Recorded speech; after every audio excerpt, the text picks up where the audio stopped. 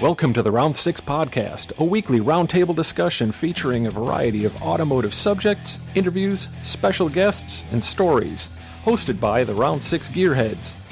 Brian Stupski, Brad King, Alex Welsh, and Eric Hibbs.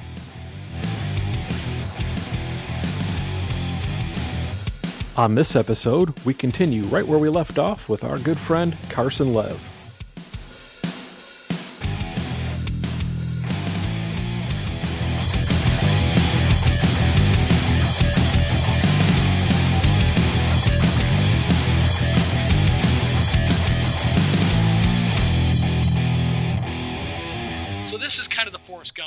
I've been just I do enough goofy things that I have a lot of fun. I couldn't have planned this out. And okay, here the hero thing with of course nobody brought that up yet, but you drove a top fuel car, dude.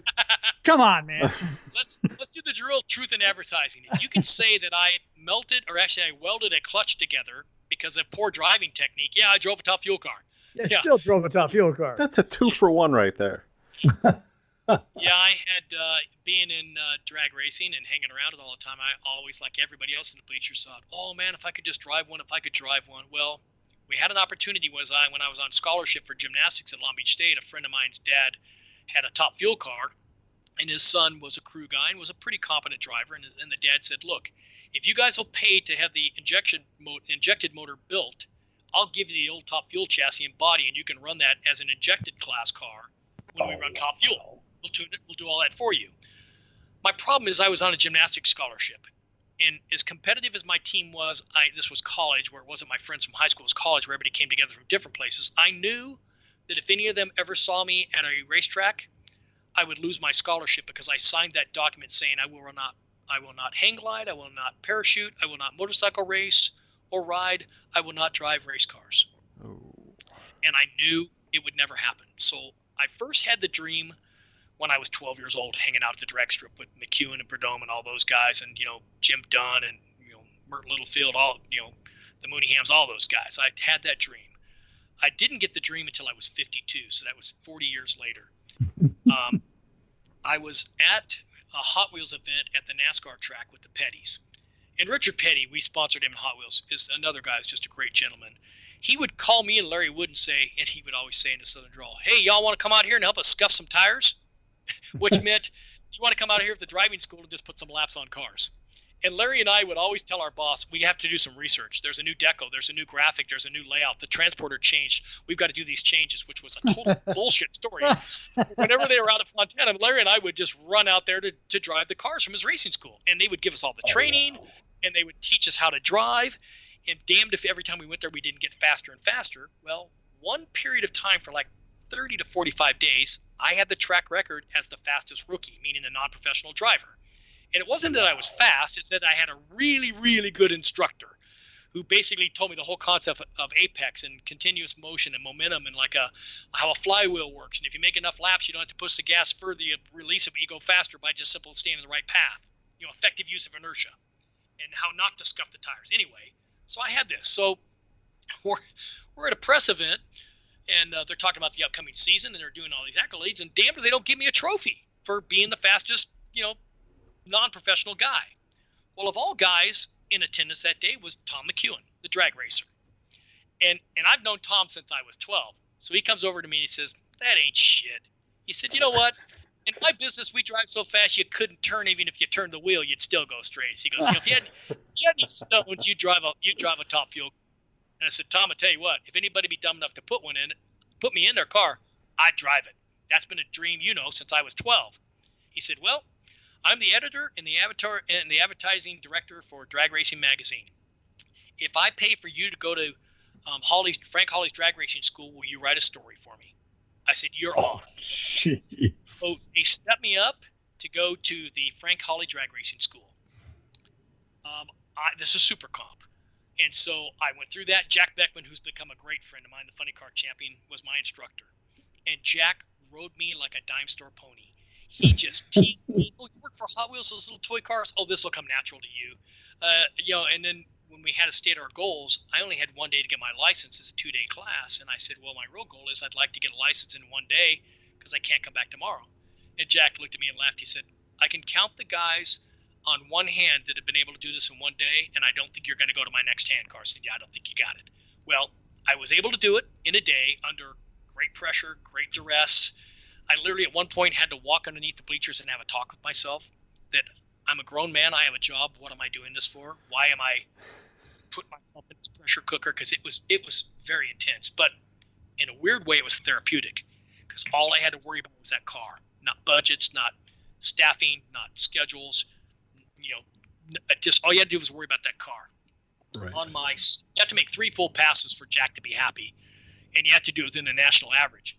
So on the second pass, my car in the shutoff area, right before I went through the lights, drifted over to the center, and I didn't lift. I stayed on it, and I drove all the way through. I came down the return road, and Jack's standing there with his arms crossed, shaking his head. I shut the car off, I pulled my visor up, and he literally grabs me by the chin and starts to pull me out of the car. And he looks at me and says, why the hell did you not shut that car off? I said, what do you mean? And he calls it lane 1, lane 2, lane 3. Lane 2 is obviously the middle lane. He goes, you drifted way into lane 1 right before you went through the lights. He goes, you should have lifted. He said, why didn't you lift? And I said, well, Jack, knowing that I was trying to do this in one day, I needed to stay on the throttle. But more importantly, I know when you correct a car, if you stay on the throttle, it corrects where you're going. If you lift and then try to correct, you have no dynamic control in the car. So he looks at me and says, wow, good answer. I don't know if you're stupid or you're good. Well, I didn't hit the cones and I made it down the middle, so I guess I'm good. I've always made it through by making the former look like the latter. So anyway, knowing that I needed that third run at the end of the day to get my license that day, I said, well, neither one of us are going to know until you put me back in this car. He said, okay, hotshot, you're going to hot lap it. Drive this back down to starting lane. You're going now. And I'm like, oh, shit. So I drive it down there. I pull it up. I stage. I pull my visor down. Before I stage in, he comes over and he yells at me and he says, right now, just so you know, everybody in this class thinks you're an asshole. And I'm like, what? He goes, that girl who almost ran me over in a burnout, she just got kicked out of the class. That guy's been here twice. I will never register him. You're showing these people you can do it in a day. So go ahead, Mr. Hot Wheels. Have fun. Well, what it was is he was doing the ultimate psych out. He was getting in my kitchen, as they say. He was trying to create as much stress and drama to see if I could focus. And like a drill instructor beating you down, I made my pass. I kept it down the middle. It was nice and clean. I got my license. And then he basically said, I was just messing with you. So what happened for that was I started drafting the story. I was at the NHRA banquet. Perdome, who I've known since I was 12, come up and said, oh, I hear that Tom suckered you into the drag racing school. How'd it go? And I told him the whole story. And Jack was there. Jack was driving Super Comp back then, not Funny Car. And I presented Don Perdome with a 40th anniversary present of his yellow Funny Car. And then we at Hot Wheels built a future Funny Car. I got a picture of it. It's like all tricked out like a modern, like what Funny Cars look like in the future. And I handed it to him and it did a presentation on stage. And I forgot to bring a damn camera. And I went, holy crap, I'm not going to record this for anybody back at Hot Wheels to see what we did here. So these people came up and said, oh, we got a camera. We'll take a picture for you. We brought our team photographer. They take the pictures. I sit down at their table afterwards, and it's Barry and Joni Payton and Todd Payton. They used to run the Nitro Fish Funny Car. They run a Top Fuel thing. And they said, oh, what were you talking to Don about driving a car? Are you a driver? I said, well, I work at Hot Wheels. And the story comes out. And then they go, we have a Top Fuel car. You want to drive our car? And I'm like, look, I don't have the money for that. I know it's $15,000 minimum just in, equipment, belts, tires, fuel, whatever. I can't. They said, oh, no, we'll put you in the car for free. Come to find out, they're huge Hot Wheel collectors. Huge Hot Wheel collectors. So the deal was struck to put me in the car. And then before I could get in that car, I was diagnosed with cancer. And so I had to take some time off, have my surgery, which was good. It was only surgery, no radiation, no chemo. And I thought, well, that dream's going to go away. That's okay. That's all right. And once I got to recovery, they said, hey, do you still want to get in our car? And I see him at the drags all the time, and they knew what was going on with me. And I'd see him all the time. And about a year, 2 years after the recovery, they said, hey, you still want to get in our car? So we went out to Vegas during testing, and I got to drive their car. Wow. It is such an addictive experience. It's a good thing I don't have money or I'd have a drag car. It is. The only thing I can make the comparison is when I first got in the car and did the burnout. It was like right brain, left brain, angel and devil. One side of my brain was saying, danger, Will Robinson, what the hell are you doing? You're not a driver. What are you doing in this car? You're going to run into the wall. The other one's saying, go a little further. You haven't hit anything yet. Go a little further. You're okay. And that conversation takes place about 100 times in a millisecond of your brain trying to rationalize irrational behavior, and part of it saying, well, just go further. You're not in trouble yet. So I did my burnout, backed the car up, but I had gotten bad instructions on how to do the clutch, and I let the clutch out too long on the backup, on after the burnout coming back, and it basically melted the clutch together. I pulled the car back, put the brake on, tried to move the clutch lever backwards, which actually it's counterintuitive on purpose. The clutch engagement goes forward to go backwards, backward to go forward. It's done that way to make you think. It's kind of funny. And I couldn't get the clutch lever to move. I've got it on video. They came by, they shook the car. We tried everything to get in gear, and finally I was instructed just to shut it off. So it wasn't until a couple years later that I got to make more passes. But it was addictive as hell. Oh my God, it is unlike any experience. And so for the article, I interviewed a lot of my friends, and the best quote I got was from Gary Sells. He was that time driving the Winston Top Fuel car. He said, Carson, do you have anybody really heavy in your family? I mean, like morbidly obese? And I said, yeah. And he asked the name, and I won't say the name because we're on the radio. And I said, yeah. He goes, well, it's going to feel like that person sat in your lap really fast. He said, it will load your whole body. You will feel it in your shins, in your ankles, in your stomach, in your eyes, in your head, in your neck, in your arms. It's like a bladder that pushes you back in that seat so hard you cannot believe there's that much mechanical force. And it's the truth. You are in those with those straps so tight that you can't even breathe. And the minute you hit the pedal, they're loose. And I like Jack Beckman's the description of straps. They're called stupid straps because I put normally very smart people in here, and the minute I put straps on them, they become really dumb. What's cool about hearing you tell the dragster story here? I can hear the smile on your face. I can hear the grin. Yeah, well, this is fun stuff here. I have a picture in my office that's a photograph that a buddy of mine, Jim Bell, John Bell rather, he's kind of a known artist guy and does a lot of stuff for Activision, and he's a hot rod guy. Took the picture of my burnout and kind of stylized it and cleaned up the photo a little bit. And I had to use this nomenclature on the plaque because my wife said it. It's basically called 40-year dream because it started when I was 12. I got to do it when I was 52. That's in my office right next to my desk. Pretty cool. So never would have thought I would ever, for all the years. And then, being involved in the Snake and Mongoose movie, we were there for that last drag race. And then again, I started there and then circle back later. I get to be in the movie and play the track announcer and Steve Evans. And it was like a reunion going up there to watch the filming of that. Being involved with Snake and Mongoose was a treat, doing it with Hot Wheels. So I'm fortunate a lot of things that were fun and important to me as a kid, I still get to do now. I've never really had to grow up. So cool. Okay. There is one more thing and you've told us the story before, but I think it warrants, before we wrap up, is we need to know about your tie with Cruisin for a Cure. Yep. And your story with that, because that is an amazing story. That's another one. And I'm blessed from these weird, unique things that happened to me. So Debbie Baker started Cruisin for a Cure almost 20 years ago. Her husband, Jim, had prostate cancer and unfortunately died of it. And Debbie was frustrated when she started talking to people about prostate cancer, how there was no awareness. So she invented this car show, which was really clever. Get guys to come for the car show and then get them tested for cancer, because you're not going to go to get tested for cancer on your own. So we're into it. I went to the first one and the second one, and by the second or third year, we brought our Hot Wheels track out there, and we brought Hot Wheels cars out there, and we gave away cars to kids and did little, seminars and contests and stuff for kids, so kids would come to the car show too. And for every year for the first 3 years or so, Debbie would say, Carson, did you get your blood test? Well, I'm in my late 40s at that time. I'm like, Debbie, leave me alone. I'm not that old. Come on, you're insulting me. And she says, no, you need to get your blood test. You need to start this now. And every year I blew her off. Well, the third or fourth year, she showed up in her golf cart that's always highly decorated. You can see her coming with all the flags on it, And she's got this look on her face. I'm like, holy crap. She grabs me by the arm, and she shoves me in the golf cart and says, this year we're getting your damn blood test. Just shut up. And starts driving to the blood testing thing. And the whole time, Debbie's like my sister. I mean, as far as me talking to her, I could talk smack to her. The whole time I'm like, what a waste of time. Oh, go get that old guy over there. Oh, look at that chop Merc. Hey, let's check out that flame job. Oh, there's Elwood. Let's stop. She's not taking any of it. She puts me in there, moves me to the head of the line. I get my blood test. puts me back in the golf cart, takes me back to my car, and says, now we'll both feel better. And then takes off after some other unsuspecting guy. So I enjoy the rest of the day. I go home. About a week and a half later, I get a letter from U.S. blood testing labs. I'm like, oh, it's the Cruisin for a Cure blood test. No big thing.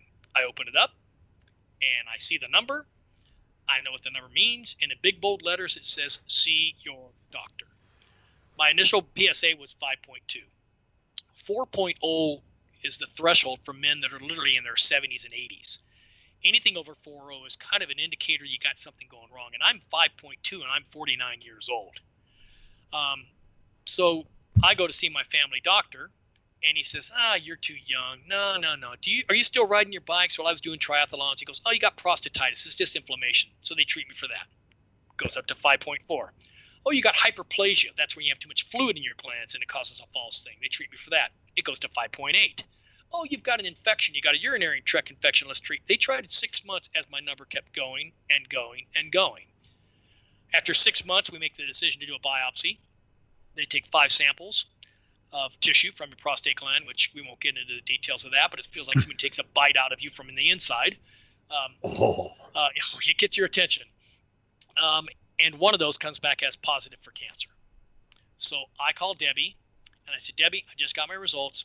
I have prostate cancer. And she's like, oh, my gosh, you're kidding me. She goes, hang on, let me make some calls. She asked who my doctor is, what my medical group is. At that time, all the money was going to UCLA Cancer Center. It goes to a different group now. The head surgeon at UCLA was the number 2 surgeon in the nation, a guy named Dr. Gene DeKernian. It's a guy. He's Canadian, Gene. And he's the number 1 surgeon. I get my results on August 1st. On August 18th, I'm having surgery. Outside my medical group, outside my recommendation by the number 1 surgeon on the West Coast and the number 2 surgeon literally in the world is doing my surgery because of Debbie Baker. So we get done with the surgery, and I'll tell you the most profound and troubling part of the whole thing. I knew from my medical background I was going to be okay. I mean, I had no symptoms, none at all, no symptoms whatsoever. I had none of the standard things that guys worry about or have symptoms for that. I knew I was going to be okay because I know it's a very treatable cancer. But the hardest part for me was when I'm at UCLA getting ready to go into surgery, I insisted that I speak to each one of my kids and my wife individually because I know that things go wrong during surgeries, and I know that there can be complications, and I know they could find something else that had migrated, and I had to kind of I grew up without a dad, and I wasn't going to be that knucklehead dad who left things unsaid. I needed to say what I needed to say to my kids, how much I loved them and, what it meant to me to be a dad and my wife. And so that literally was the hardest part of the whole thing was that. So anyway, I get out of surgery. Dr. DeKernian sees me about 3 days later. It's interesting when you're there at UCLA, they insist that you sit in a men's help group, kind of like AA. Hi, I'm Carson Lev, and I have prostate cancer. I'm sitting in a room with guys that are never going to go home. I'm sitting in a room with guys who are going to be fighting this disease the rest of their life. And afterwards, I'm walking down the hall, and the nurse says, and I got my little, IV pole on the stand, and I'm doing the little shuffle because I had a conventional surgery where they open you up right above my abdomen all the way up to below my belly button, about 14 inches, because they had to pull your guts out to get to your prostate gland. Then they stuff it all back in. And she said, I know what you're going through. You're going through the why me. Why did I get this? I said, no, I'm going through the why me. Why am I so lucky that I'm going to be okay and those guys are never going to go home? And she goes, oh, that's a twist. But that's the attitude I had. So when it was over and done, Dr. DeKernian sat down with me and he said, let me go through the clinical implications of what you had, me and my wife. And he said, here's the good news. Only 1 cancer cluster was prevalent in the whole gland.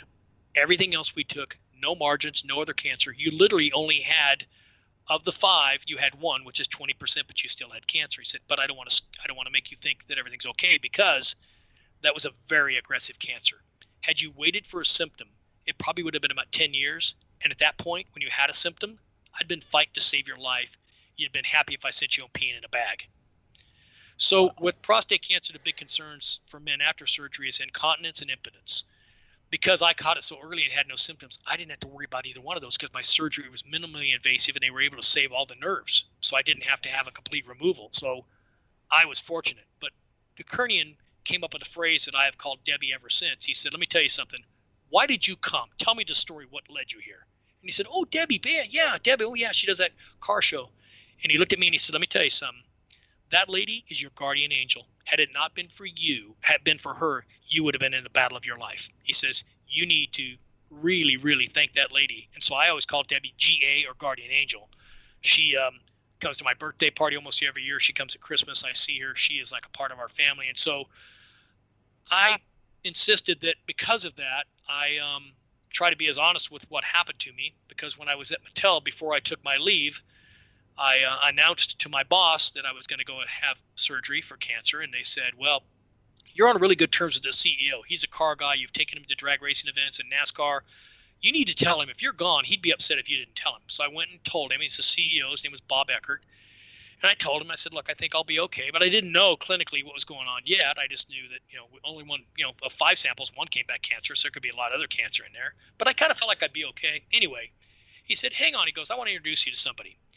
We go down the hallway, we go into the boardroom, and there's a big finance meeting going on. And these guys, all their binders out, and they're looking at this big PowerPoint presentation. And Bob Eckert walks in, and Tom Dabrowski, who's the head of finance, number 2 at Mattel, number 2 guy, says, oh, Bob, Carson.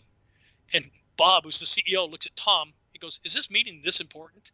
And Tom goes, well, what do you mean? He goes, guys, you don't mind, give us a room. And so everybody gets up and walks out. They're like, what the hell? Why is Carson from design and development taking over a boardroom meeting just when it's just him? Bob looks at me and looks at Tom and says, hey, you 2 guys, you're in the same club. You just don't know it. He walks out. He goes, Carson, call me when you get back. What they tell you always is the same thing I'm going to tell you. Leave quick, come back slow. I love you. See you later. Walks out. Tom looks at me. Why are you here? I go, I'm not sure. What was the discussion you just had with Bob? I'm going out for surgery. What kind of surgery? Cancer. What kind of cancer? He had just come back 30 days after his surgery. So he was my tour guide. He was the guy, Tom Dabrowski, and again, another mentor that I need to pay homage to. He was the guy who gave me the locker room talk. Here's what they're going to tell you. Here's what they're not going to tell you. Here's the thing about functionality you need to look out for. Here's the clinical stuff. Here's the non-clinical stuff. Here's the emotional part. He gave me the down and dirty 101 on prostate cancer. And the only requirement he had was, should anybody ever ask you, you must be just as honest. You have to be honest. Because our recollection of this thing is that it's not cancer that kills you, it's pride and vanity. It ain't the cancer that takes you out. It's the lack to own up to it, because it's a sensitive area. And of course, every guy in the world is the most endowed guy and can go all night long and never have an issue, because of course we're cowboys, we do everything right. And so you can't admit you ever got a problem below the belt, like with a prostate cancer or something like that. And so he's like, look, this is what kills men. So since then, I've probably talked to maybe 15 or 20 guys that have had it and kind of steered them in the right direction on what to do. In fact, frankly, right now my brother-in-law is going through it, and I'm giving him some guidance on what he should look for and trying to be just as honest. So anyway, that car show is my charity of choice. I go back every year. I film with them every year. I do a testimonial every year. I did the McGuire show again this year. McGuire's is putting together a 1-hour special on Debbie, and where all of us are interviewed in it. I do panel discussions for them. I raise money for them. I'll do whatever I can. You look at the power of one person, Debbie Baker. To date, she has saved probably 1,500 to 2,000 guys' lives who never knew they had this cancer until they got their blood test because of her. Yeah. So she's my guardian angel. She's awesome. I think the world. And I think one of the things that, probably, the vanity and, the machoism and everything else, nobody wants to go into the doctor, lean over the table, and go through that. But that's not what this is. This is a simple prick of a finger and a blood test. Yes, it is. It looks for a specific antigen. And that antigen is present when you've got an irritation of the prostate. It's very easy to isolate. Right. But my argument was, and I wrote a story about it for my own catharsis, but the title of the story was How a Car Show Saved My Life, or Why Don't Guys Take Care of Their Bodies the Way They Do Their Cars? You were kind enough to give us a copy of that. We have that posted on the website. Yep. Yeah, and it's kind of true. We know our compression ratio better than we know our cholesterol levels. We so true. We got a scratch on the car. We're out there fixing it. We got something wrong with our body. We'll spit on it and run a lap. Like the coach rub dirt on it. Rub dirt on it. Yeah, And so I just found it to be interesting that guys take better care of their cars than they do their body. Yeah. So my challenge was, if you want to drive that car, your body, for the rest of your life, start taking care of it. Right. But yeah, Debbie Baker is just She's an angel. She's a godsend. I firmly believe that.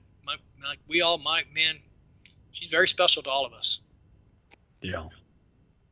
When is that car show? That's coming up soon, isn't it? It's always in September. September is National Prostate Awareness Month, and it's always the third Saturday in September, and it's always at the Orange County Fairgrounds. It is the largest single one-day car show in California, if not the nation. The last count of cars was 4,600 cars. Oh my gosh. I had no idea. When it was in the 3,000s at 3,200 was when we really thought, wow, this is amazing. Total cars now, yeah, she's in the 4,000s now. They've opened up that whole back lot now. It's amazing. That is truly amazing. I had no idea it was that big. Yeah. And Debbie is a dynamo. She really, man, I have a lot of respect for that lady. She's a very strong woman. She's a very, very empowering person. She's a very, very loving and gracious person at the same time. Too neat. So that's that story, and that's another one of those stories I'm not afraid to go into detail about. And I've had people pull me aside and say, look, can you give me a little guidance? Can you tell me something? What should I look out for? That's one of the things I'm always happy to do. Right. I look at it now. This year is the 15th year of me being cancer-free, and my family and I are going to do a big celebration. Every other year we go to Disneyland on my surgery day, and we call it my new birthday, and my grandkids go with me and my kids. And, it's a fun reason to get together and celebrate. But I now have, I have 7 grandkids. I look at what happened in the last 5 years, and you take yourself out of that equation, you think, oh my gosh, I could have possibly missed this. There but for the grace of God go I. I could, if it would have been 10 years to fight to save my life, it could have been going the other way. Because it's not prostate cancer that kills you. It's when the prostate cancer cells migrate to your lymph nodes and your kidneys and your liver and your brain and your lungs, and that's what kills you. And it's a slow, agonizing death. But I had a very aggressive cancer, and who knows? But I look at what would be, what she not only saved my life, she saved the quality of my life, So yeah, within 6 months, I had made a full recovery, literally like it never happened. Amazing. Wow. So Just she's amazing. and like I said, there's a lot of guys. Every year we do a survivor picture up there on stage, and every year that group gets bigger and bigger and bigger. That's so cool. Thank you for sharing that with us again. Yeah, well, like I said, I'm doing my duty that was given to me when Tom Dabrowski says when people ask, you need to tell this story. Yeah. I'll make sure I put a link to that on the show notes as well for anybody listening. Cool. Be a good resource for you guys to have. Well, I guess I need to pay better attention, huh? Yeah, and what's interesting too is my kids need to pay attention. It's the same cell shift that causes prostate cancer is the same cell shift that causes breast cancer in women. And that men that have had prostate cancer, their male offspring have a higher propensity for it. So my son, who's not yet 40, is going to have to start getting tested and get blood tests. The good thing is now with robotic surgeries, hormone freezing, all the immune therapy, there's way more ways to treat this than when I had mine. Mine was you did surgery, you did hopeful watching, and hopefully the numbers didn't grow quickly. You did brachytherapy, is where they put a radioactive seed like a grain of rice in there, and it burns out the tissue. Or they do straight radiation, and that was it. They were just starting to do robotic surgery, and I didn't want to be a candidate for robot surgery, especially when I could get the number 2 surgeon in the nation to do my surgery. Right. So I chose to go the route I did. The nice thing for me is I never have to worry about it. If you do radiation, more than 70% of the time the cancer comes back. But once you start radiation, you can't change the path. When you irradiate a gland like a prostate gland, it turns it into a gummy kind of sebaceous cyst. It becomes a non-boundary layer, non-vascularized, and it kind of sits there. You can't suture it, you can't cut it, you can't remove it once you've irradiated it. So think about a steak that gets cooked in a microwave too much and you try to cut it, you can't really do anything with it. Where if you do surgical and you cut margins, you can always go back because the tissue's still palpable, tissue's still vascularized, meaning it's got blood flow, so you can do things. But once you start radiation, you're forced to stay on that path. So it's rare that if people ask my opinion, I tell them, but it's rare I tell them that radiation's right for them unless they're older or there's other significant things like immune issues or other maladies, other concerns with general health, then you would do radiation. Yeah. But that's just, and everybody chooses their own best path. Well, thank you for sharing that with us, because Yeah. I mean, I think the majority of the people who listen to this podcast are male, and I mean, by 40 you should have been checked. Yes. I'm 46, I have not. Yep. Well, here's what they're discovering too. It's not necessarily the number of the PSA number itself. It's how quickly it changes. So you can have a PSA of 0 and have full-blown cancer. You can have a PSA of 1800 and not have it. And so it's how quickly that number changes, and it's kind of like logarithmic. It's almost like a Richter scale. Each move up the index is a 10-time factor. So it's done by concentration. And, PSA is the easiest way. It's just a simple blood test. It doesn't hurt. You just take a little blood, and they can isolate it and find out where you're at. So it's good, really, around 40, 45 for men to get a baseline and figure out where they are, and then track it, every few years to see, is it changing, unless you have other symptoms, because it's that correlative change they're seeing is the real indicator. But yeah, but it's again, guys don't do good talking about mortality or issues like this, or, like I said, we're all cowboys, nothing ever goes wrong in our world, right? Exactly. Carson, thank you. Yeah. I hate to end on I hope it's not coming off as a somber note. I mean, for me, I don't think so at all. Greatest gift I got, was, and I'll tell you another side story to that, because God knows by now, after this hour and a half, I love stories. Having had cancer, I was at Mattel, and without going into great detail, I had a 5-week recovery, and I'm a Christian, and I prayed a lot about this, and it was God's way of telling me that Mattel wasn't healthy for me. And health can be calibrated and measured in a lot of ways.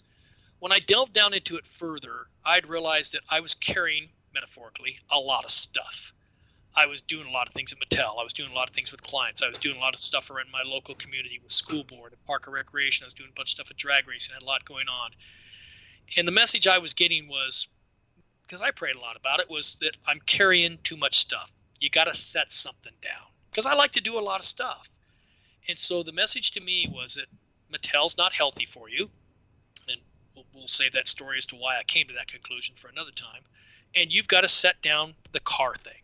The thing you grew up with, that you were most passionate about, that you've loved, that was, you were going to get the car because you were in medicine, so it was a means to an end in your early days when I was naive enough to think, if I was a doctor, I'd have a Dino.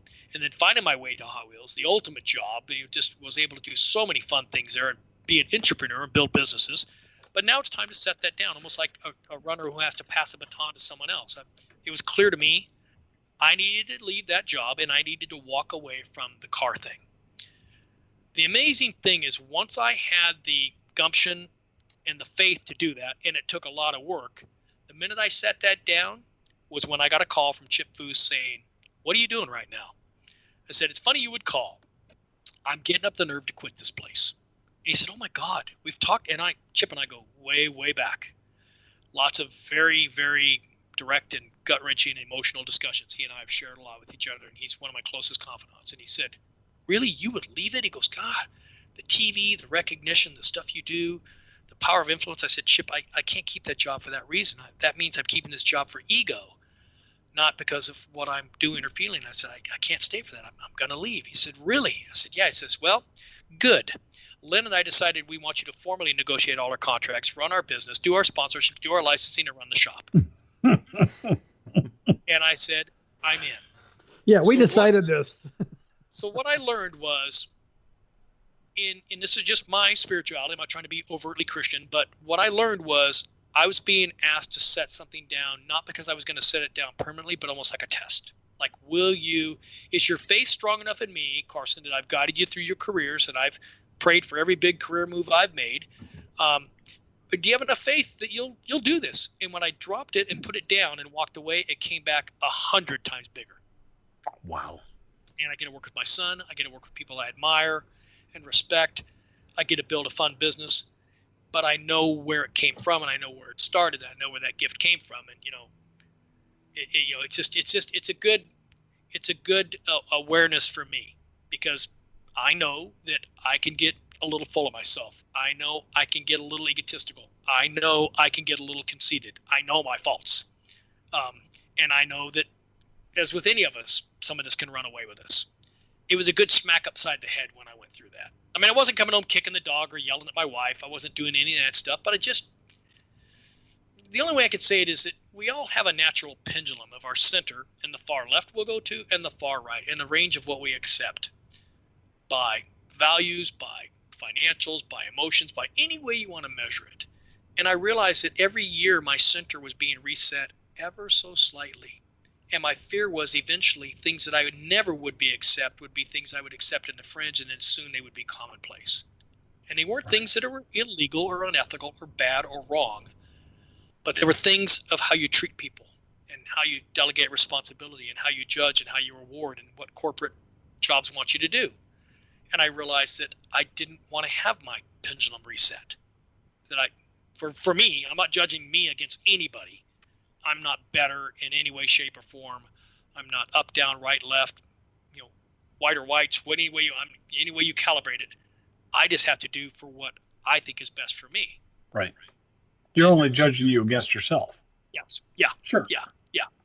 But I look at it and I go, holy moly, who would have ever thought it would come back? I mean, not that I'm the greatest guy in the world doing things, but I get to work with some really cool brands. I've been entrusted with some really cool work of people that, I really trust and really like working with. And I get to do some fun stuff. And I get to meet people. I mean, had it not been for me working with Chip and doing Disney, I wouldn't have met Brad. We wouldn't be talking now. That's true. That's a plus.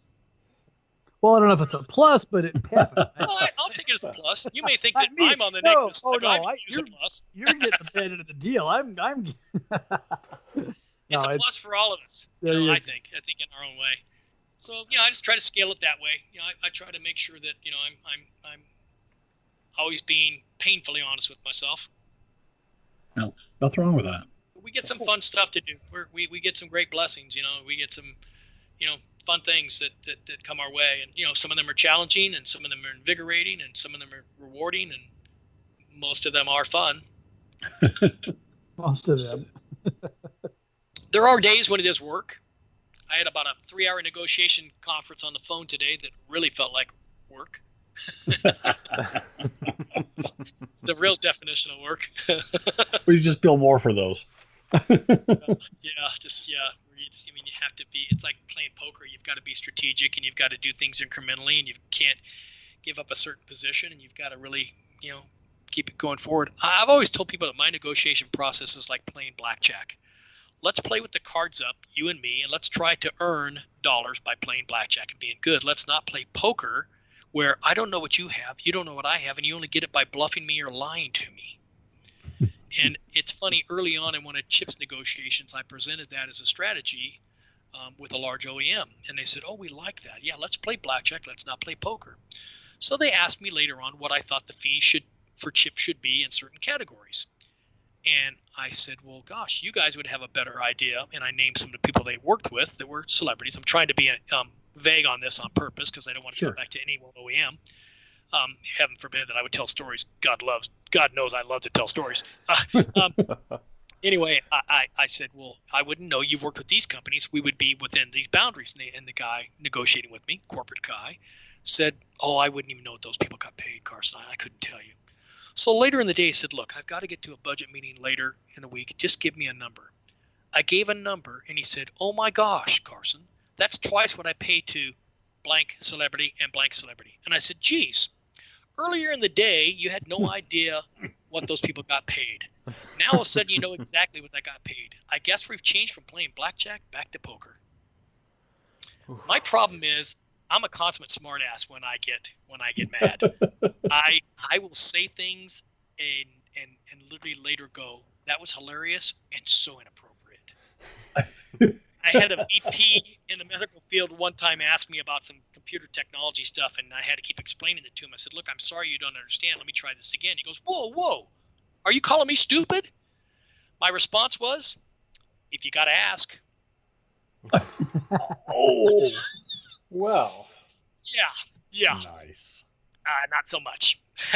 Well. My boss called an adjournment to the meeting, said, Carson, meet me in my office, and I really thought I was going to get my walking papers, and I followed him. He was in front of me. All I saw was his back. He turned the corner, closed the door, asked me to come in, turned around, and his face was bright red, and he was laughing. And he said, I hate that guy, but you're never allowed to talk to him like that again. I can kind of, it's not, I wouldn't call it a skill set. It's probably my lack of being hugged enough as a kid or something, Well, this has been so much fun. I think I've dragged you through the weeds just like we did last time. Nope, not at all. A whole new bunch of weeds. It's better weeds. That's right. Different field.